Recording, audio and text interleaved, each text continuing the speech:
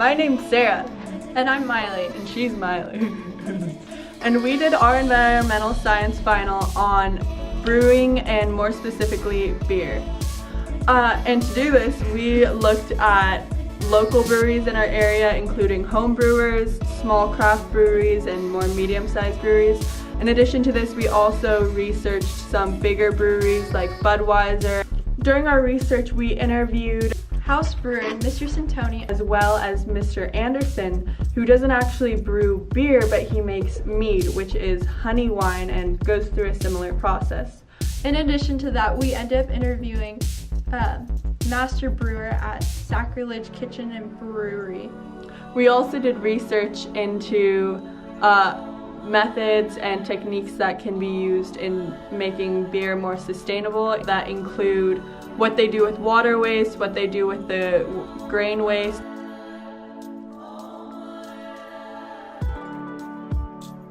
All kinds of alcohol can be categorized by where the initial sugar comes from that the yeast ferments. So with beer, that's going to be malt or malted grain. With wine, it's going to be fruit. Normally we think of grapes, but you can also make wine from peaches or anything else, any other kind of fruit. Cider is technically speaking a kind of wine because it's made with fruit. And anything else. We're not talking about distilled spirits either. That's something a little different. But mead is the sugar that's fermented comes from honey. Beer back, way back, was the only safe way to drink. You couldn't drink the water. It caused plague, it would cause disease. So they didn't know what was causing these diseases, but they knew that if you drank water, you'd get sick. If you drank beer, you wouldn't.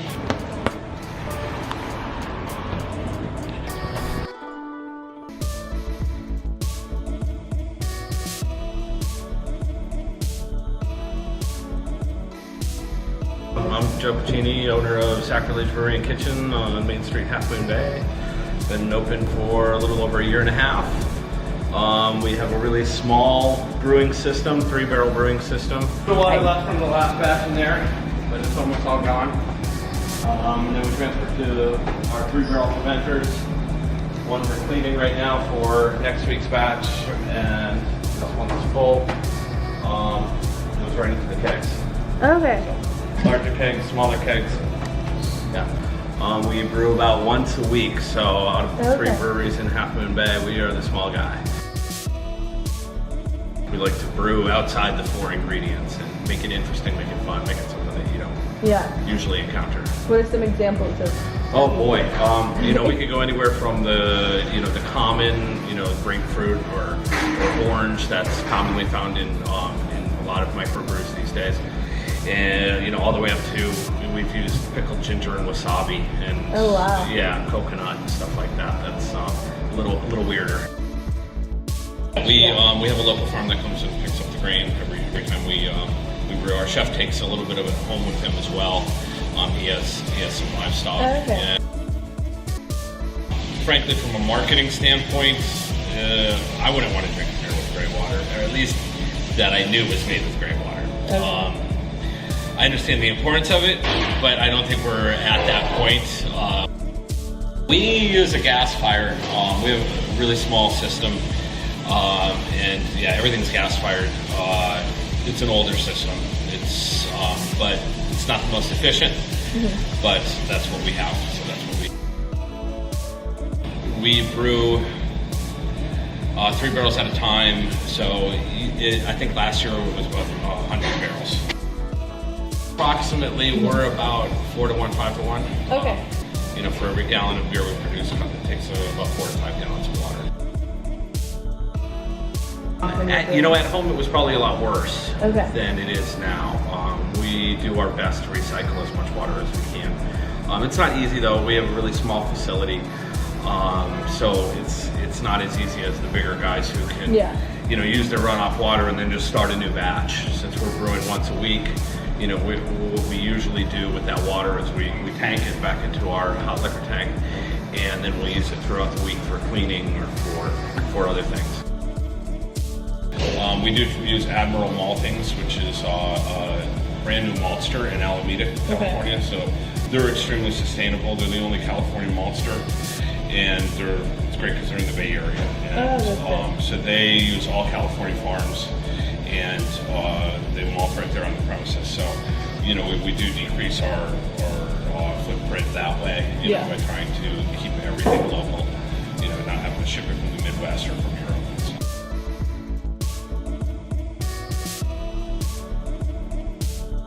Let's see, they come in like 5-gallon batches. All right. So a couple of batches a year. Alrighty. The leftover waste gets composted. That's a great question. It is way more water than the volume of beer, and I don't even know how much. So, like, you have to use water to clean all of the equipment, which includes like all of the, you know, tubes and like barrels, and you know, like all of the equipment needs to get cleaned. So that's a lot of water. Yeah.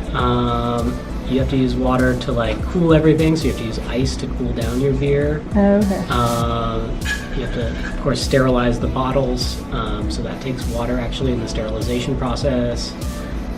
So it's, you know, 5 times as much water that's wasted as ends up in the beer, at least, probably more than that. For home brewing, it's kind of hard to make it be like green, because you need to have, you know, equipment to try and reduce the water waste, and to like recycle the water. Yeah. I guess, I mean, simply composting the waste is a good thing as opposed to throwing it away.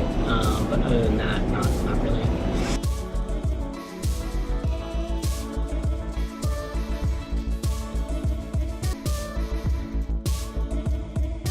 So with mead, you start with honey, right? And it's just honey and water and whatever else you want to add, and that's it.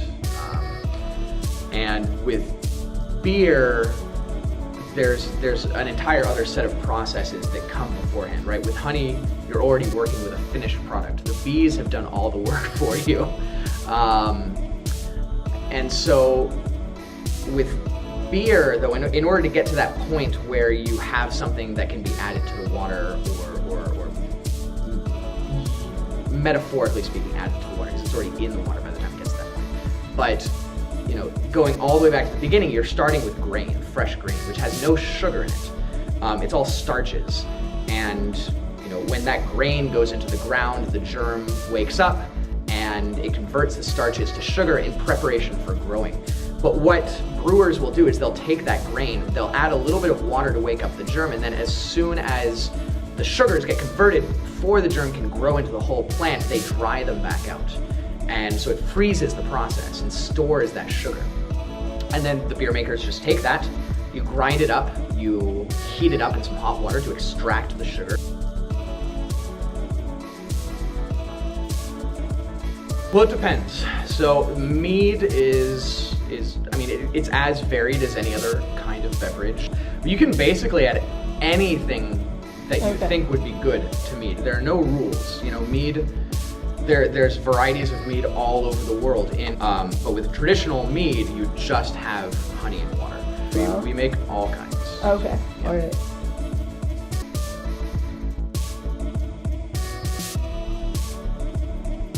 So for us, I would say on average each year we bottle about maybe 10 to 15 gallons. It varies greatly depending on the type that you're making. So I would say about 4/5 of the volume is water. Okay.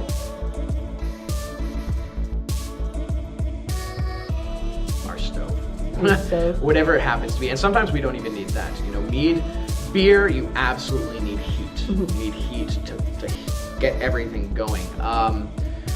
But with mead, I mean, we've had batches that I've made cold. Like, we've gotten up in the morning at my parents' house in Fresno. That's where we get our honey. My dad keeps bees. And so there have been times where we've gotten up in Fresno in the morning, crushed enough pomegranates to make 4 gallons of pomegranate juice, put them in jars, taken it back up to San Francisco, and then I've stayed up until like 2 in the morning carefully mixing all of this together and then adding the yeast. And at no point is there heat in the process. So it's basically all manpower. When we do need to heat up something, we just use the stove.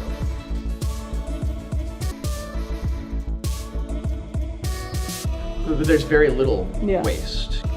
The only sort of byproducts that I have to worry about are empty bottles. And usually we try and reuse those. So if we take a bunch of mason jars up to my parents' house, we'll just bring them back down next time and we'll use them again.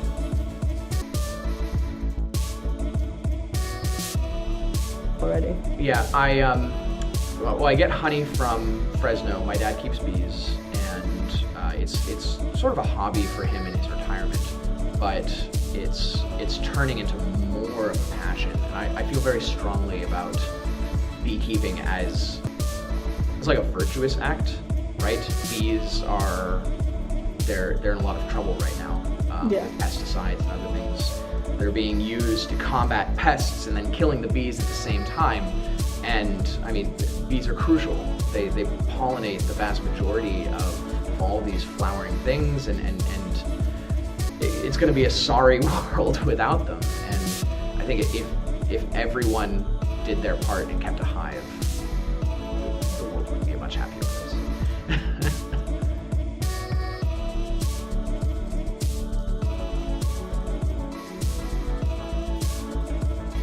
So for the design aspect of our project, We decided to brew root beer. in this process, we made 14 bottles of root beer, 2 of every flavor. We had 7 different flavors. In the process, we gathered our ingredients, we boiled water, added the sugar, the root beer extract, because we kind of cheated a little. And then after that, we poured it into the bottles and we added the flavoring into it, as well as the yeast before we bottled them all up.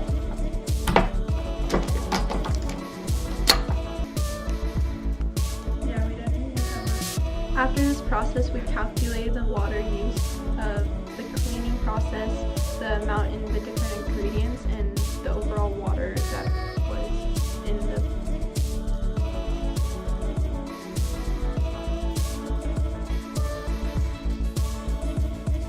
So all in all, we found out that there's a lot of different ways to help improve the sustainability of beer. We also found that medium-sized breweries were in fact the ones that seemed to have the lowest water to beer ratio, so they were the most sustainable in that way.